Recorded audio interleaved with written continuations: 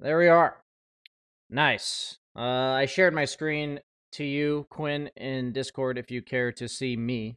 Monkeys complains that he can't see my face and thus doesn't know what I'm thinking when I'm saying things. So, stuff like that. It's it's a valid complaint. What? That I'm is not fair. crazy. That is fair. Although seeing myself on like half a second delay is really Yeah, fucking weird. you get used to it after like you 10 can times. move the screen or something, if you need to, whatever. I Hold don't have a myself in better. front of my thing. Yeah, there you go. There you go. That's perfect. But yeah, so might as well introduce ourselves or what's going on here. Welcome everybody. We got ourselves an episode of podcast of Bananaslamjamma, whatever. You guys have heard that before. But today we have our lovely guest. It says CCnC Dota 2 down there because that's what your Twitter still is. But we all call him Quinn. So how you doing, Quinn? I'm pretty good. Just chilling, hanging out. Chilling. Hooray! Yeah, that's today's one of the first days in a while that I can kind of say I'm chilling too, because I had like a stressful thing going on with some like financial crap moving to the Netherlands and stuff, and I think it's finally over. And it was like looming over me. So you saying just chilling, man, I'm so big chilling right now. I'm real big chilling right now. What about you, monkeys? I mean, can I say I'm just chilling right now too? Nope, gotta be original, monkeys. Oh, yeah, life sucks right now. I went 2-4 last night in pubs. Sadga. Lost 60. Lost lost 60 MMR. I don't Your think it's donation on was that. appreciated. Damn it, quit! I know I lost you like every game last night. Are you playing on your like 4th rank 10 account or whatever, Quinn? Is that you on like the Third. rank 15 account or something? Yeah, that's you, me. right? Yeah, you were the Slark, right? In my game the other day. Yeah, I was just like I had some teammate issues that game. Yeah, you were definitely tilted. I'm like, whoever the Slark is, people are like, that's Quinn. I'm like, yeah, he's tilted for sure. Just the way that's not an life. uncommon occurrence. It's not fair to you that your offlaners were against me plus Sammy Boy. That's a combo that NA has never seen before because it was always us fighting over carry, and now Sammy Boy playing 5. Me and him, we're unstoppable, man. It's like we're like 4-0, 5-0 together. So monkeys, me and Sammy Boy are forging a new duo or some crap. Are you guys gonna become BFFs now? And Oh, you're gonna totally. like win TI 14 or something together? It's They went out for drinks after those pubs were over.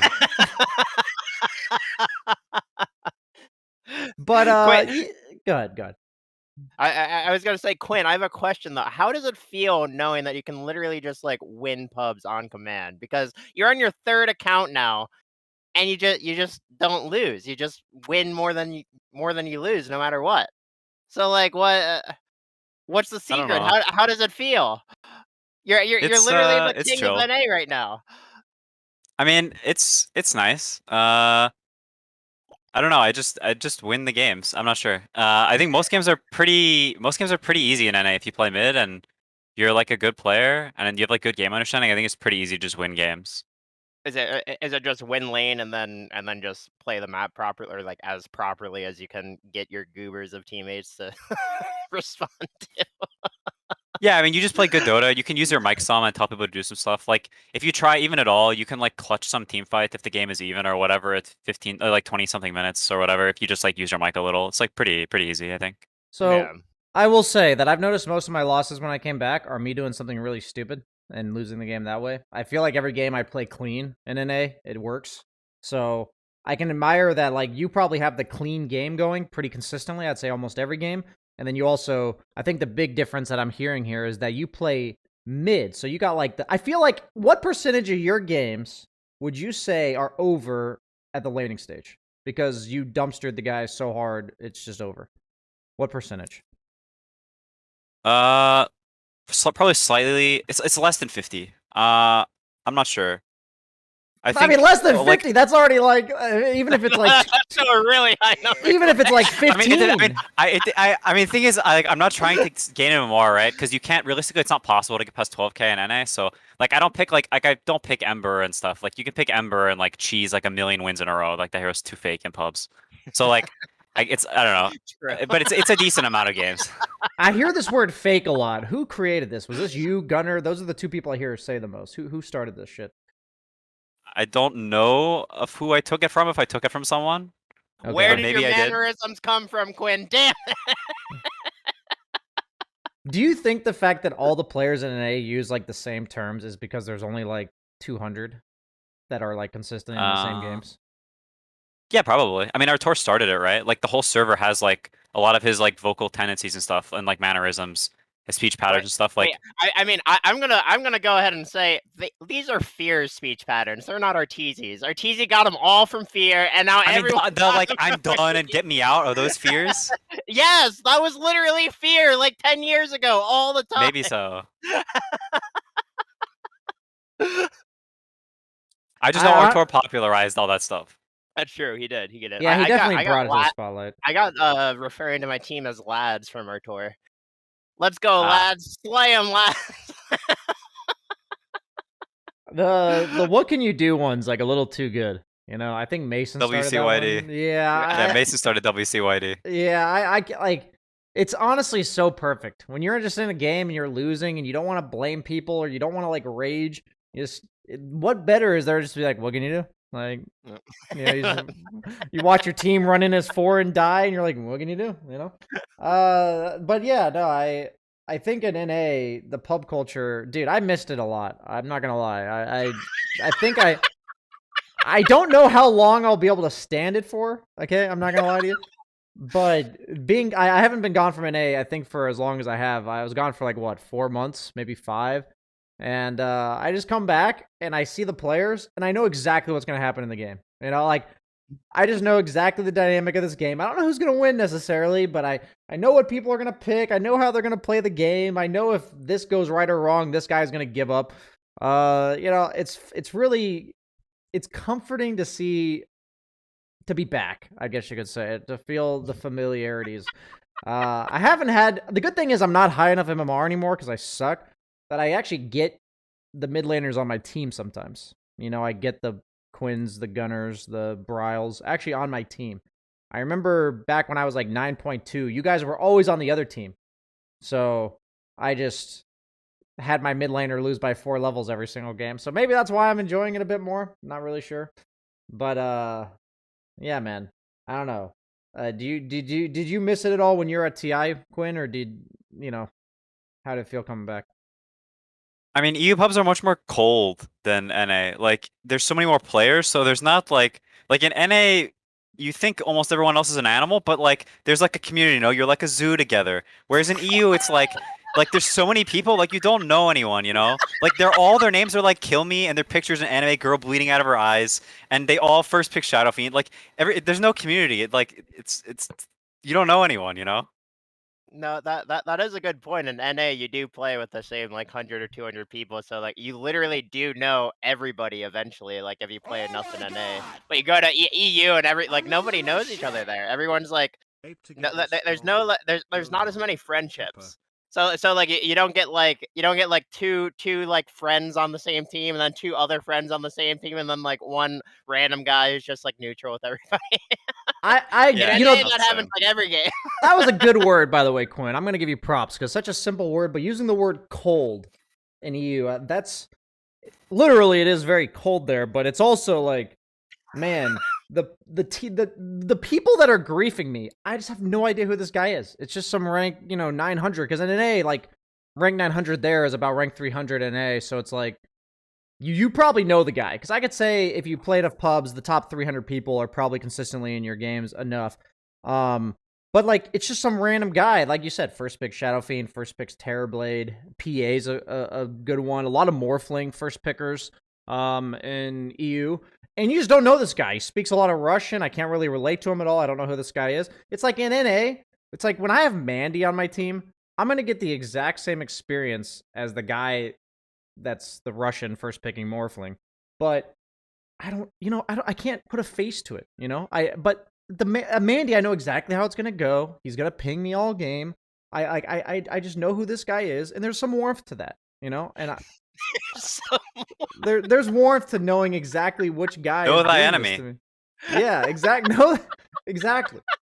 And the funny thing is when I got back, so in EU, I had to start relying on the mute button. Like if I ever had somebody that I didn't like playing the pub with, I just muted them just so I knew going into the future games. If I had the guy muted, I'm like, something about this guy and I, we don't see eye to eye, you know?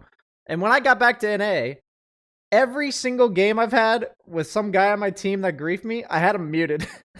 Like every single one. And I'm like, oh no, like this is no different in NA than it is in EU. But no, it's so funny because now I've finally got my NA rank and it's not good, man. I had the copium of like, this is my EU rank, my NA rank will be way higher. And Wait, what's your NA rank? I don't want to talk about it. It's like You're not 115. doing No, I 115. straight up like I've hit a wall, man. I've hit a wall, and I feel like it's an apathy wall. And I'm not good enough like Quinn, where I can be apathetic and just like win my games. So I'm not good enough to do that. I'm not that good enough. Or I'm not good like enough Quinn, to where do he's like, yeah, I'll say like one thing in a 20-minute team fight where I'll call to do this and we'll win the fight and we'll win the game. For me, if I were to like, And I'll tell you, I ain't apathetic in pubs. That's for sure. If there's one thing I'm not, it's apathetic. That's true. That's true. Well, Maybe well, to a I fault. mean, I mean, like as you're losing, maybe not, but like overall, you don't care about MMR. I think what BSJ is saying is like, you know, the losses can bring him down. You know, as like 2 losses or something will like affect him. But for you, you know, if you have 2 losses, you're probably like, oh fuck it, I'll just win the next game. Well, 'Cause part of everyone would CCnC, he's probably happy he lost. You know, I saw On that the one other stream. counts, I was actually. I started. There was a saying. period where I was randoming because I needed to lose. I saw that stream. I'm literally like, I'm like, how do you cope with this? Like, having to lose in order to like find games of decent quality.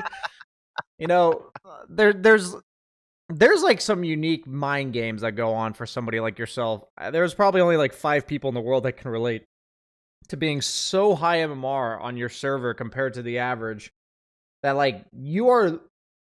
What's like the lowest rank you say you'd regularly get paired with? Like, do you get 6Ks? Do you get 7Ks? Like, what kind of rank is that? Like, I don't know what those MMRs are tied to. I think 7K NA is about like 400, 500. I think. Oh, I get when I play on my 12K accounts, like I get like there's at least a 600 in every game, at least. Wow. Sometimes lower. I mean, that's just crazy, right? Because if you think about it as like an That's average not even viewer, Dota. yeah, no, it's like to an average viewer, it's like okay, CCnC, he's like top 10 on whatever account he's playing. That's not that big of a difference between him and a rank 500, but that's literally 5,000 MMR. That's like a 7K player having a 2K teammate. Like, it's probably even a bigger skill gap, right? It's a bigger gap. As you go high MMR, I think the skill gap, like, per MMR point is larger. It's exponential, I would say, as well. I definitely noticed that, like, I don't know if you feel this, Monkeys, but I think there's a huge gap between, like, 9,200 and 85. Like, I think there's a massive gap. Because I say that because 85 is my resting point where I'm not playing a lot of Dota. I'm not grinding very hard. And I sit there. But, like, that 9,200 was where I felt like I was at my best. And I feel like to be 9,200, you have to play consistently much better than you do to be like 8,500. So then I'm thinking like if I have to play consistently much better to be 9,200 than 8,500, now we're trying to quantify what it takes to go from 92 to 12. I mean, it's like it really is just kind of what Quinn said. I mean, I've never actually climbed that. I think my highest was like 9.8 or something. But like, you just have to.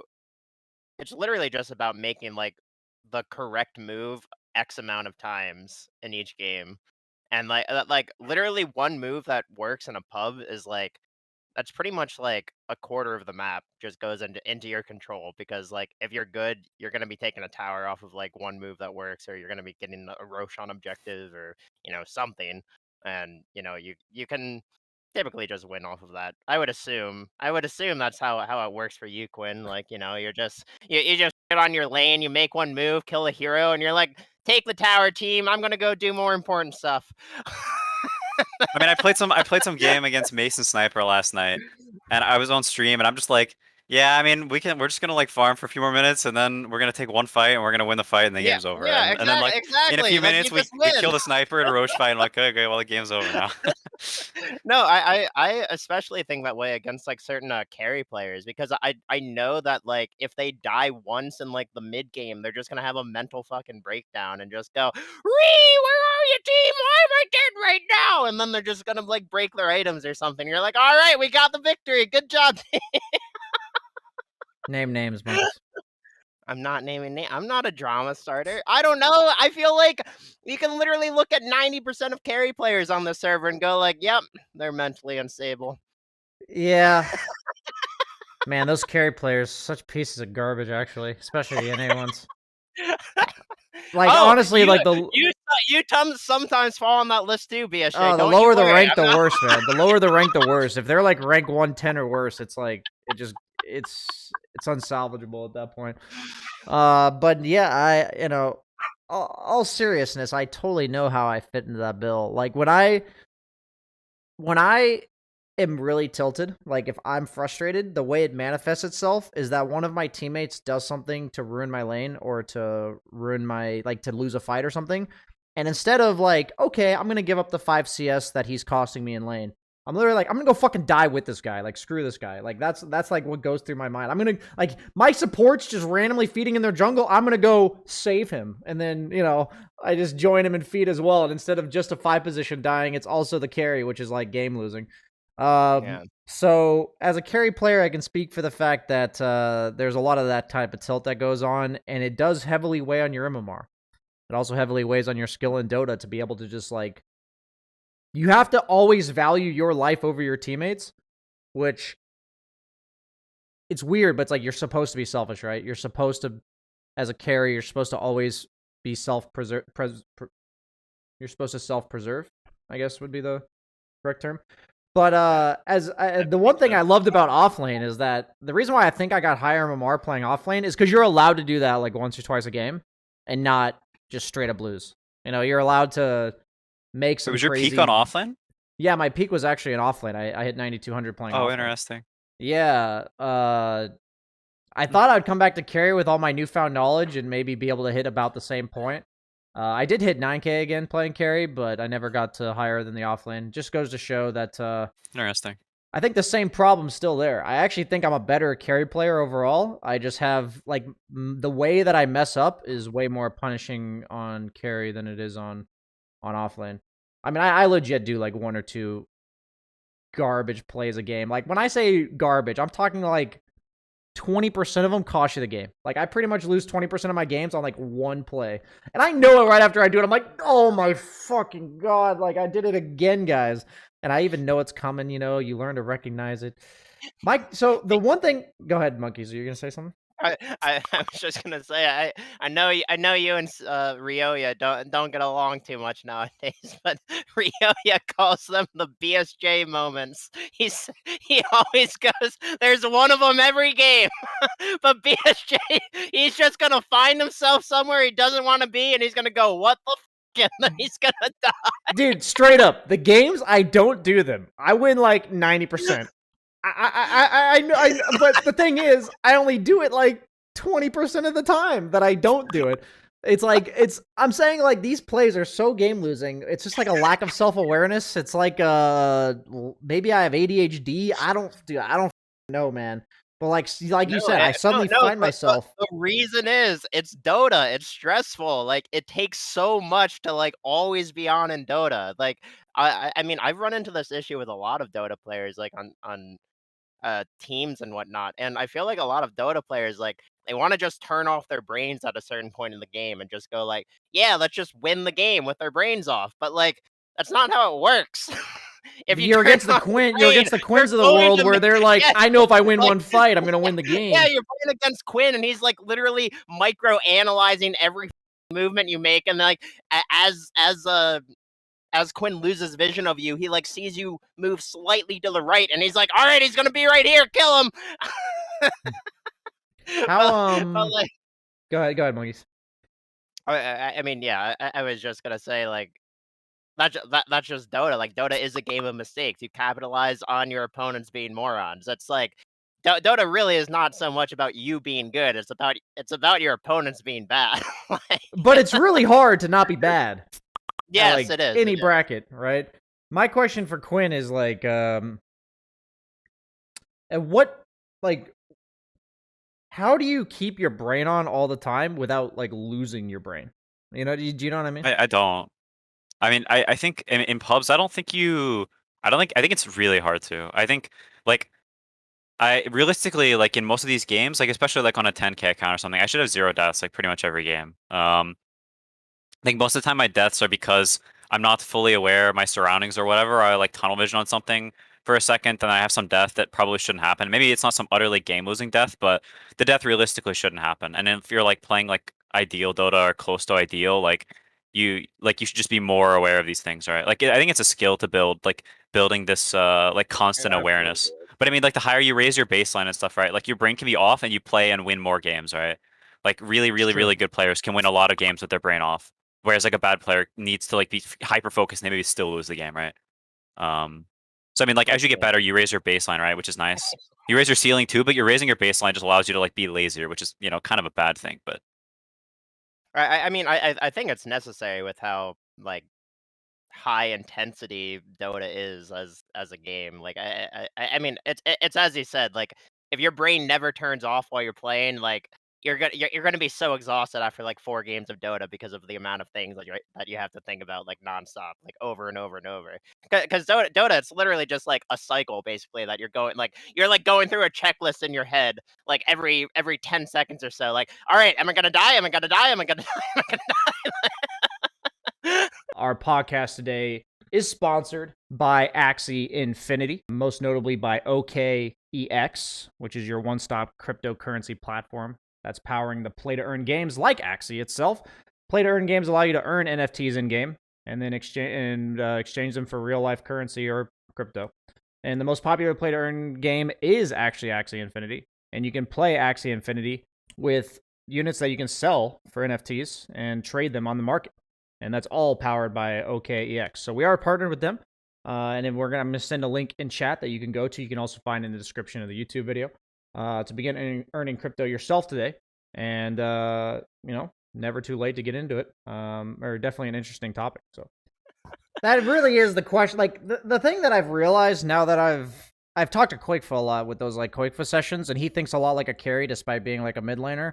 And what I realized from him is it seems really obvious in hindsight, but like every single time you finish a jungle camp, you technically have like a choice to like return to the lane near you or like go to the next jungle camp.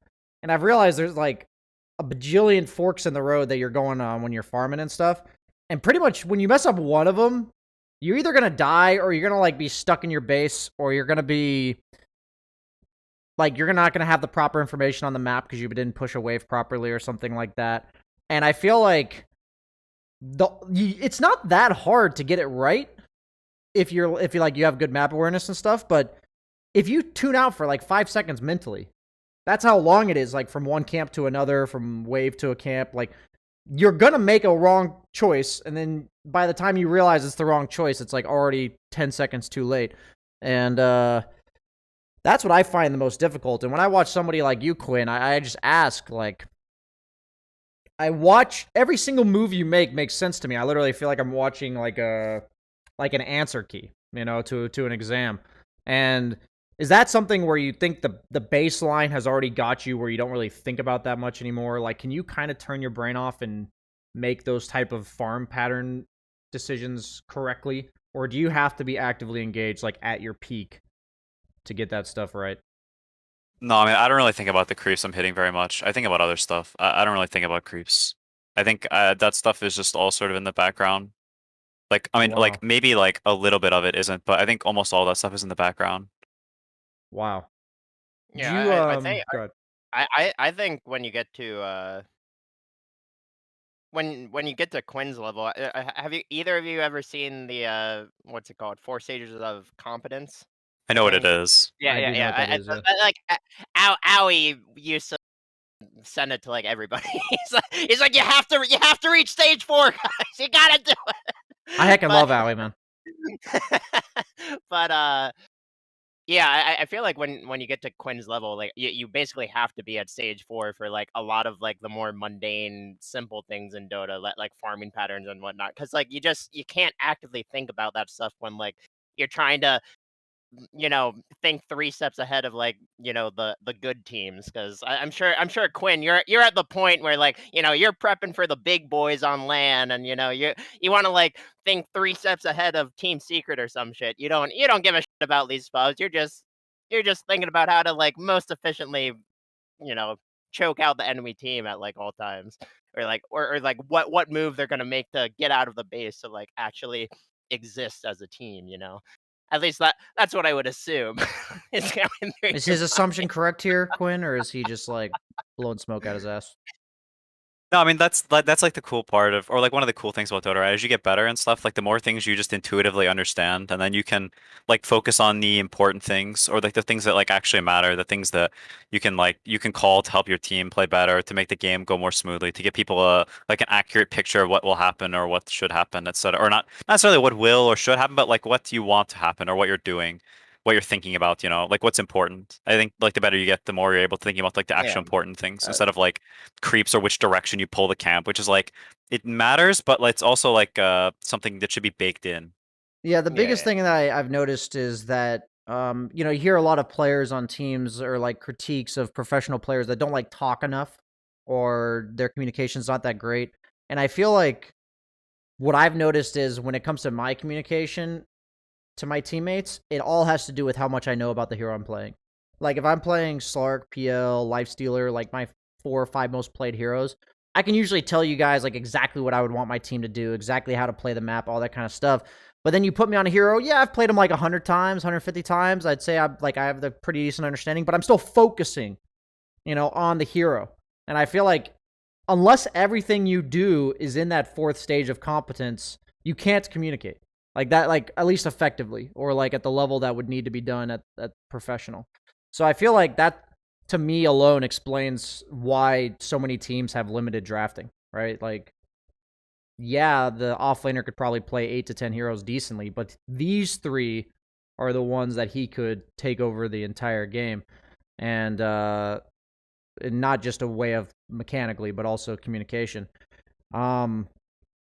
I don't know where I was going with this. I thought there was some epic wrap up of that, but Quinn, just talk to me, man.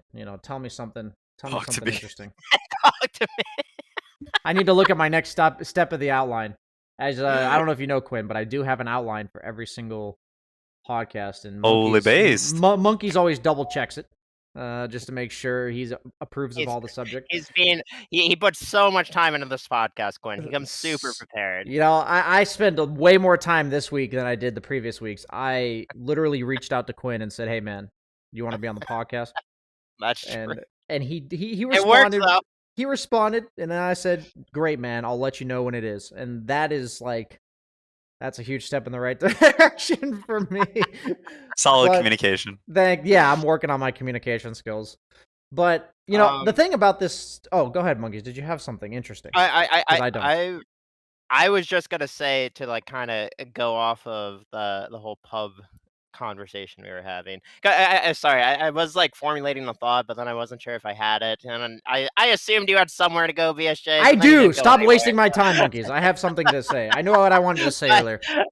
but when it does come to the whole like pubs and being unconsciously competent and whatnot, um, I think a lot of what players should focus on in pubs is a lot more of those micro actions of like pulling the camp in the correct way, or like doing those small things properly, so when you do eventually compete, or or trying to play on a team or whatever, you're those are the things that you don't have to think about, right? And you can focus more on like the team aspect of the game, and like what map movements have to happen like as a group, rather than focus on like the micro shit of like, oh, if I casted my abilities in the correct order, that would have gone better. Or like, oh, if I, walked slightly to the right when he casted that ability, it would have been good. Maybe like dewarding the pull camp as well, monkeys. Yeah, BSJ, you can't. No, I'm not. Sorry, I'm not inside joke a even. little bit there. The thing that I definitely wanted to get to earlier about this is we talk about all this stuff that we have to think about and we struggle with sometimes because we're measly. He's like 9K, I'm 8K, we're trash. Is that I don't get very much time to talk about what it takes to be like a mid laner. You know, there's so many people in my channel that come in and ask like, what does it take to be a mid laner? And I say, I don't know. You know, what do I have for credentials in the mid lane? And one of my biggest questions that I think I would have to ask is, I've heard, but I have not heard from you personally. Do you do like a lot of 1v1s, Quinn? Like, do you play outside of pubs? Do you do like any drills or practice like that? That you think is like completely core to being like a top tier mid laner? I don't do as many 1v1s as I do just CS practicing.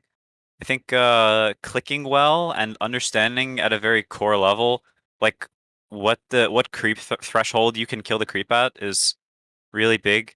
I think just last hitting, just doing last hits with nobody else in the game, and just like really baking in the when you can kill the creep.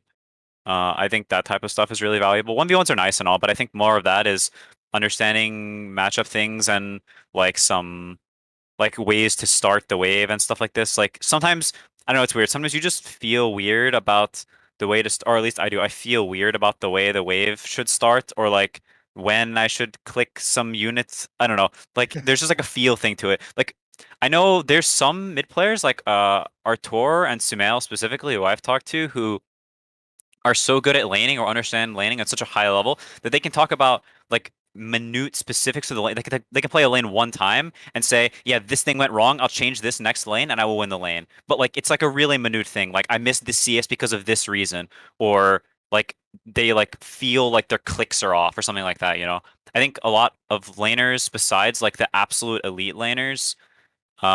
It's much more of like a feel thing. Like you felt like you're off or your clicks are right, or like you just do the right thing naturally, and sometimes it's just off and sometimes it's on. I think a lot of that is just like doing like proper practice and stuff. Have you ever done 1v1s where you just like play the first creep wave over and over again? I've actually thought about this. Is that something you've ever done? Um, I mean, sometimes, I mean, one weird thing about 1v1s is they devolve really fast depending on who you're playing against. Like, they go from, like, you're playing the, like, a 5-minute lane seriously to, like, both people start becoming degenerates and just right-clicking the other person like crazy people. Like, I've had plenty of 1v1s with our tour where we're 1v1ing, and at some point, the first wave is literally just us clicking each other for the entire first wave, and then one of us dies and we end up leave the lobby. So Are sometimes you the you person that inadvertently instigates become... this? Are you the guy that instigates this, or do you? No, it's our tour, dude. He just hits you.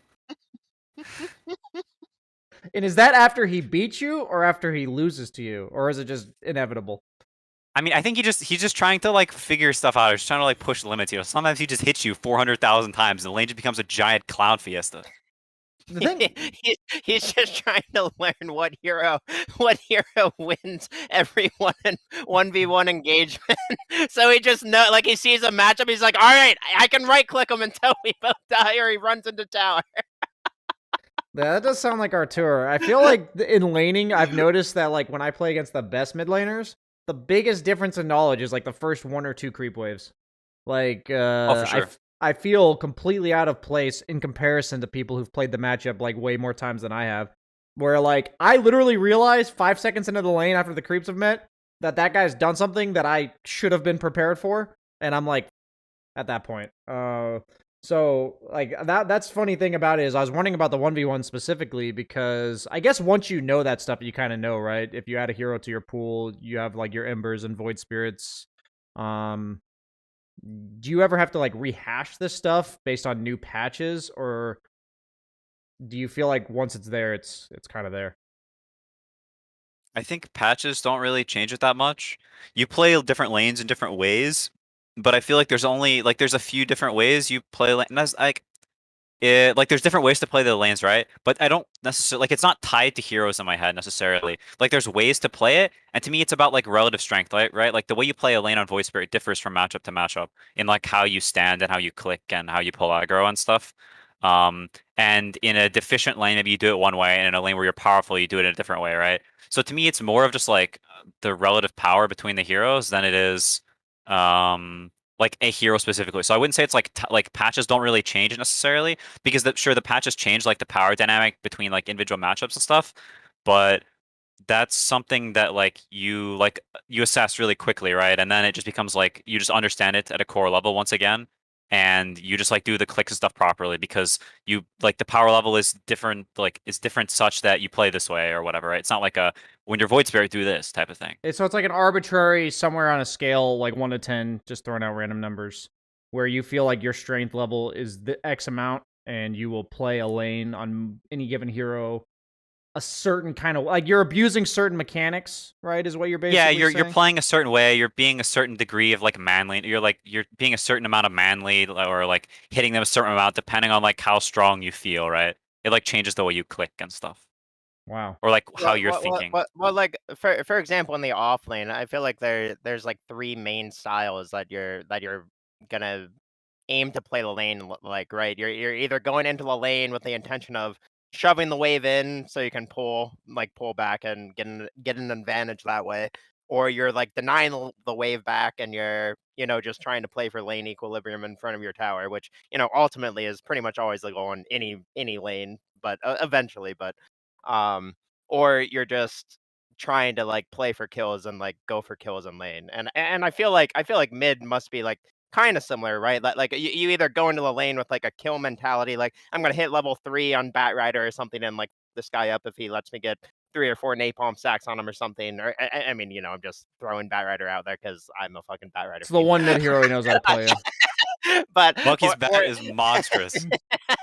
or you just go for more of like the, oh, I'm just gonna like use all my resources, shove in creep waves, like get water runes, farm my small camp, just play a more chill game until like you hit your level 6 timing, or level 7, whatever it is that you're aiming for, and then you get your 6-minute power rune, run around, go, I'm Gwen Gallahan, woo! My favorite Yeah, I is mean when Quinn they're Callahan goes definitely missing and there was a DD rune. Sorry for interrupting you. That's my favorite though. I'm like, oh, Quinn's got a DD. I guess I can either sit under tower for a minute and a half, or I'm probably dead. So I guess I'll farm the lane and die. That's my choices. But go ahead, Quinn. I didn't mean to interrupt you there, but no, all good. I mean, yeah, there's definitely some like some archetypes that things like fit into or whatever. I mean, mid is a bit different from other lanes in that in mid, because of the current patches, you sort of have like infinite regen. So like you can't like it's like a lot of it is the lane is sort of what BSJ said about really good players will win the lane in like the first wave or two. Like I think mid is a lot more about like individual like how this wave went or how these few creep waves went or how the HP levels ended up like this. Like Mhm. minutia like building up on top of each other like over and over and over again, and that's sort of like determines the path of the lane rather than like some like larger notion. Like maybe the larger notion has like some impact and maybe it like changes the way you play in a sense, but like I don't think like when you're really good, you can actively think about that. I think you need to actively think about or like just look at like the minutia because like if Mhm. you're laying against an Artor or Sumail, like you will lose the lane in 30 seconds. It's not Yeah. like you lost the lane over the course of 5 minutes. The lane is over after the first wave.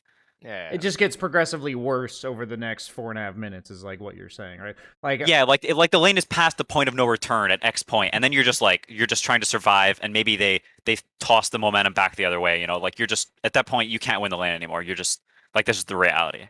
Yeah. Which is crazy. It's crazy. Dota is so, oh my god, I love it. yeah, I mean, the thing about Dota is like, I mean, I played the other day, and dude, it was so depressing because I was Spear Breaker off lane, and I walked up to hit the range creep to set it up to hit it later because the Sven was going for my range creep, and I bashed it. Okay, I bashed the range creep, and the Sven just turns around and denies it. And in my head, I knew, I'm like, I just lost the lane. Like the first rate, because it was 1v1. The two supports were like messing with each other at the rune, and I was like, I actually just lost the lane. And like I knew it in my head, and part of me's thinking like, oh, BSJ, don't be that morbid. Like it can't be that bad. But then like I feel like I played the rest of the lane pretty well, and he's just level 6 when I'm like level 4.5, level like almost level 5. And it was just because every little trade, he got level 2 before I did, he got level 3 before I did. Like every little thing goes in his favor. And it's like if I was level 3 when he was level 2, or vice versa, it's like everything just snowballs so quickly. So it's really funny when you say like as a mid laner, you have to recognize that. Would you say like what would you say is like the average point in the lane? Like just hypothetically, like 30 seconds in, a minute in, 2 minutes in. Would you say that like the lane is decided? Is it almost always the first creep wave or two? I think lanes are generally either pretty drawish for the entire lane, and no one's really winning, and it's not really won at any point ever, really. Like it's just really drawish until somebody like dies at a rune, or somebody like it can be over at like random points. Like somebody messes up their resources, and the support steals the water, and they have to walk the base, and then okay, the lane's kind of a clown fest now. But like um, I'd say lanes are either quite drawish because of water runes, or if they're not drawish, they're over really quickly. Like there was some Kunkka Ember lane at TI. It was nothing to say versus GPK, and the lane became over like really quickly. Like the CS doesn't look that bad, but just because of like the HP levels and stuff, like I think lanes are over like really fast, or it's just a draw most of the time. Interesting. So you think it's like this inertia thing where it's like either both get off to a decent start or one guy gets that slight edge super early and then it's just snowballs. Yeah, if you don't abuse the edge early, like there's so much regen in mid that like if you don't do really well early, then like you sort of just lose the opportunity, and it just becomes like a bit like you can try and push it. I mean, to like a chess analogy, like there's some line, and maybe there's this one like move you can make that plays this sort of like risky line, and you don't know the theory of it that deep, and then maybe like this is like losing, and you're not sure. So like it just eventually people just go and farm their small camp because it's just safe. That's my strategy. I'll just play for the win on white. It's fine. Did you just make a fucking chess reference? My man. He even said that he was making a chess reference in the middle of the... I was busy listening to the mid reference, I missed that one little small point. And then I heard the chess reference, so hey, you know what? It proves I was listening, okay? It's one of those things where when I hear people like Quinn talk, I'm like trying to be a sponge. I'm like trying to like soak it in. And then I feel like I just missed the really simple things. Like him saying something really fucking obvious, and then, But don't worry, Quinn. I listen to everything you say. I'm the Magnus real is a beast. sponge here. Magnus is a beast. Dude, He is. my favorite thing was in the championship how people were flaming that one guy's mess up. Whatever. Like I remember just being, whatever happened, he made like such a terrible mistake that like somebody of his caliber should never make it. And it made me feel like Dota's universal, man. Because like in Dota, you put like a tier 2 player who's like 10k MMR against a tier 1 player who's like 12k MMR in a pro match, and the tier 2 player looks like garbage, like half the time. It's like, but he's still an amazing player, and I just think that that's funny that in chess even, one of the best players in the world, if not just the second best player in the world, can make a completely noob mistake because he's playing against somebody of Magnus's caliber. So, I just think that it's like beautiful but brutal at the same time. You're never immune to looking like a dumbass. I mean, competition is global, man. Literally, no matter the game, no matter the sport, like whatever it is, like I don't know that no matter what skill level you are in whatever game, eventually, like you're gonna make some random like small mistakes. Like it's just inevitable, right? Everyone's goal, like no matter what the game, is to like become as perfect as possible. But like you can't actually be perfect in like any of the like. There's too many variables. Like random gonna happen. Like a plane's gonna crash into your roof in like your best game ever, and you're just gonna be like, ah, damn it, I coulda have the perfect game, but that. Are you At least you're citing Donnie a- Darko then. Monkeys, I feel like you come up with the most absurd examples. And Oh, I do. Compared to Quinn just using chess, I feel like I'm much more relatable. We're trying to be relatable. Quinn is elegant here, all right? I'm chaos. I'm a wild card. I just speak about random. You don't know where I'm going. That's true. I have absolutely no idea what you're trying to say there. I know for a fact that you said Quinn is elegant. If I didn't know Quinn, I'd have to ask. I'd demand an explanation. Where do your insults come from? Like when you insult people in pubs, I could say your methodology of classifying people or like giving them a description is a work of art. I don't know if anybody in chat here. I don't know how many of you guys have like seen his. Man, I love Quinn Flames. Dude, your flames Quinn are actually so my, fucking funny. They're my favorite part of Dota. They're so fucking funny. And my question is like, is that something you kind of grew up you were always kind of like that, or did you like Oh, why? Quinn How? never used to be like that. Quinn used to end No, games I'm. saying GG, God bless, and good luck next Everyone game. remembers that. God bless your day or whatever it was. No, I'm saying like, did you always have a way with words, or is that something you had to hone, or like, what's the origin story or somewhat of this? I don't know. I don't know if I necessarily always had a way with words. I mean, I think unusual words are cool. Like it's like flaming is obviously just bad, just blanket. But like if you're going to flame, I feel like it shouldn't be like if it's comedic, it's not as bad. Like even the person being flamed can sort of like laugh along. Like it's more of like a I don't know.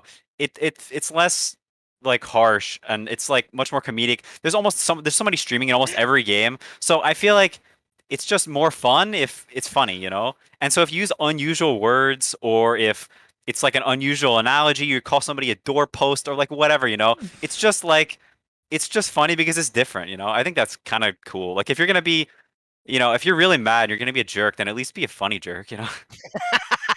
I need to take some notes because I got the first two parts of that down, but not the last part. I got the mad jerk I, part, but I'm not gonna lie, Quinn. You've gotten me through some losses with your creative flames. oh, It's whenever I usually see the quite- Reddit threads, man, whenever I see the Reddit thread of like Quinn flames his mid laner or whatever, dude, I think I immediately click that, like no hesitation. There are a lot of. I'm not gonna say a lot, but probably like 5 clips on my channel over the past few months of Quinn just like going off on someone and me just laughing like a maniac. I mean, Monkeys is also just the best audience for that stuff. Thank you. I try. Monkeys is just way too good of an audience. Sometimes you have you know, like you have some Quakefire monkeys in the game, and you hear them laughing, and it just makes it so much funnier. Like more stuff comes to you, you know, because you have this like this positive reinforcement in your head. Oh, I'm funny, haha. Shit, Monkey brain light up. I'm Me funny. encouraging Quinn. Sounds like Monkeys is an inspiration of sorts. He's an enabler. Enabler. True, I am.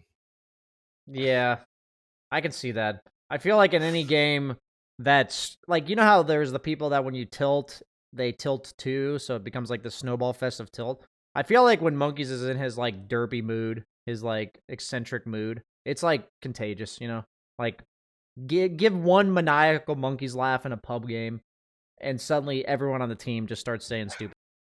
You know? And Monkey's one of my favorite players to play pubs with. I don't think anyone brings contagious positive energy like Monkeys does. Now, Exactly. the game may become a clown fest because nobody's focused. It absolutely, because I was gonna say it's a double-edged sword. 'Cause Yeah, no, everyone's, nobody's focused, but they're having a good time. friendly and, like having fun, and I'm like, I like make a call, and everyone just does their own. And I'm like, no, stop laughing.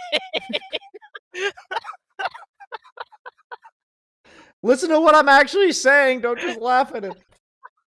It's very unique. It's very unique. I appreciate it.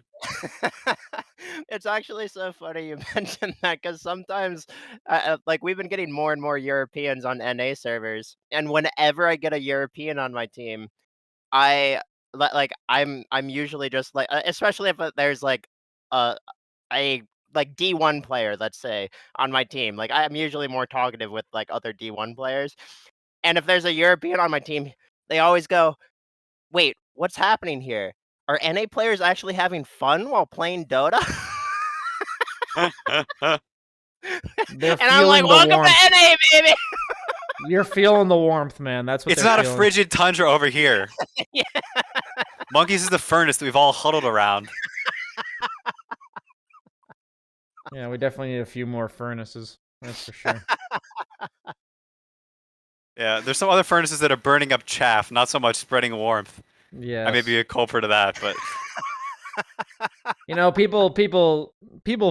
You have a different public eye than most players, I think, view you, Quinn. And I very much enjoy having you in my games because, you know, at the end of the day, the only time I hate having you in my game is when you're on the other team and the game's over at like 15 minutes because I can't play Dota. So in terms of the like positive aspects of you on my team, I feel like you're the kind of guy that will communicate your thoughts, and it's a chill game. I feel like the vibes are just chill. You know, with monkeys, I feel like there's just endless chaos. With you, I feel like I have infinite more knowledge of what's currently happening in the game. And I think that's a unique thing. I'm like, you know, you tell me what I need to hear. And that says a lot about you, buddy. So I appreciate that. You can tell when he's dealt with some when you're like in a really rough game, and he'll just say like, yeah, guy, like you gave your example earlier. Yeah, we just need to wait for Roche, or we just need to, hey guys, I need this item, and then we go kill them. It's like that kind of stuff. Like you just go from like panic mode to go, okay, focused on. I need to wait for Quinn's items. If I die 3 more times, it's whatever. As long as Quinn gets his BKB, we're good. Yeah, there's value to that. I mean, True Sight and stuff, I'm sure have shown. I mean, that was a thing that was documented way before Dota. But I mean, like being brought back to some center place and people being like focused and not feeling like pressured, some semblance of camaraderie, stuff like that. It's obviously very, very valuable, even for pubs. Like, I mean, that's why I think that's part of the reason why Monkeys often gets like really high on WAR is I think his games, like, even though they may have some like chaos and stuff, like him and like Francis too, actually, like the game maybe like a travesty or some dude's griefing and stuff, but like they'll talk people off the cliff, you know, and then the dude's off the cliff, and then you can like actually play the game, you know. Like I think there are a few players in NA that are just really good at getting people off the cliff, and that like you win a lot of games like that. That's a grim analogy, even though it's like a positive comment or compliment. That's like, man, the guy's that far gone. I feel like for me, I can't pull them back. Anything I say, just might as well kick them off the edge, honestly. It's literally just a lot of begging and repeating the same, like, you know. You just cover the cliff with butter. Yeah. I really did. I tied their shoelaces together and just said, hey, man, turn around. And then by the time they realize they've turned around, they've already tripped over themselves. That was way too accurate, my friend. That was way too accurate. But, you know, we have come to about the hour mark. I try to keep it around there to make sure that we're not keeping you around too long. But, you know, Quinn, there's been some good insights. So we kind of need, like, that last insight. And I would say that one thing I always want to know about the top-tier players is what makes you, like, why is Dota your game? You know, when did you know, like, Dota was your thing? What keeps you coming back despite so many people saying, like, you lose your mind? Not you specifically, but just in general playing Dota. I do. Monkeys does lose his mind, yes. So, I do lose my mind. I lose my mind too. Trust me. I will definitely die young. That's for sure. That's the price I've paid to be good at this game. That's a good sacrifice. That's worth it. I have no doubt I'll die young. I don't know. I mean, it's I don't know. It's just a cool game. Like I played a lot of games growing up, right? Played like FPS for most of my like when I was young, most of the time, and then eventually I found Dota. I played like Dota and TF2 at the same time. I thought about trying to go professional at TF2. I made the right choice there. I dodged a bullet there. Yeah. I don't know. I mean, I think doing things you're good at is fun, and I've always been like pretty good at Dota. I was good at games in general, but I was just better at Dota than other games. And I don't know. I really didn't want to go to school. That sounded trash. So I was like, hey, I'll try this thing because I never get to try it again. So I think it's just like a unique experience to get to be able to compete at the highest level of something. I think that's not something that you really get many opportunities to do. And so I figure, you know, there's like ups and downs to Dota, and it's like kind of volatile, and you like want to jump off the buttered cliff sometimes. But like it's a unique experience, you know. I think you learn a lot from it. I know I've grown like a lot and understand like a lot more about like interpersonal dynamics and like learning and all that type of stuff, which I think you learn a lot about from Dota, especially playing on like team environments and stuff. And it's just cool, you know. It's just a really cool game. I think there's like so much to it. Like even as much as I've played and as much I know about the game, like there's still so much I could improve on. I mean, you look at my tournament results, right, and that's all the fucking indicator you need of my own inadequacy. So I think it's just a really cool game you can always be getting better at. I like that, man. For sure.